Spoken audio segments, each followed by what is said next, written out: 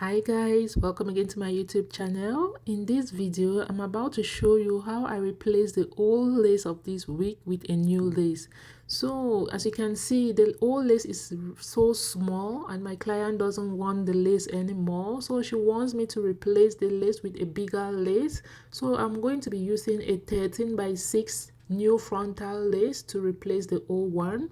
So the first thing I'm doing, I'm just using my scissors to cut off the old lace from the wig. Once I'm done cutting off the old lace, I will just take the wig and properly place it on my canvas head. Once the wig has been placed on the canvas head, I will just take my frontal. I will fold my frontal into two halves. This is because I want to determine where the middle part is. Whenever you want to determine the middle part of your frontal, always make sure to fold it into two halves. Once you fold it into two halves, it's easy for you to identify where the middle part is. So once I identify my middle part, I will just go ahead to properly place my frontal on the canvas head because I want the frontal head to fit properly with the wig. So I'll just be placing the frontal on the canvas head to align it to the wig. So this is me using my pin to place it in the middle part of the frontal. Then I'll just go ahead to pin it down on my canvas head.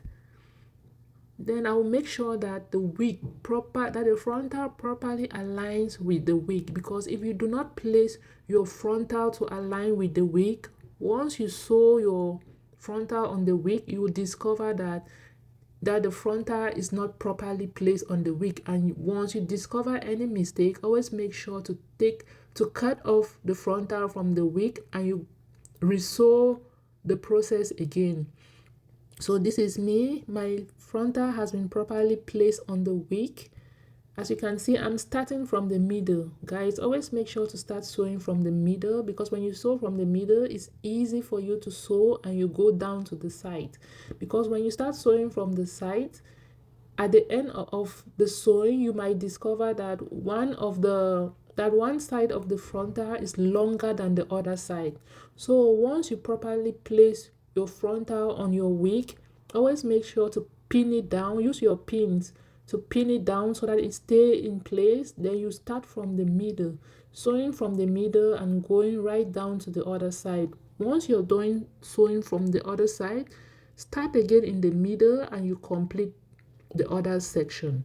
So as you can see in the video, I'm just sewing my wig and my lace from one end. I'm starting in the middle and I'm sewing going down. When I'm done, I will come back to the middle.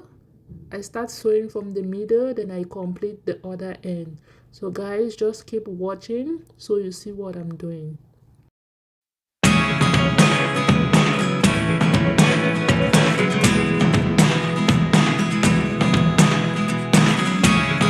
Never really know what's going on.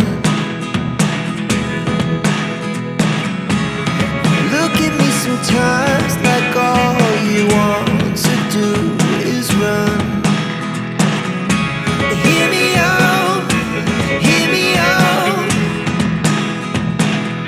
If all the things you never show,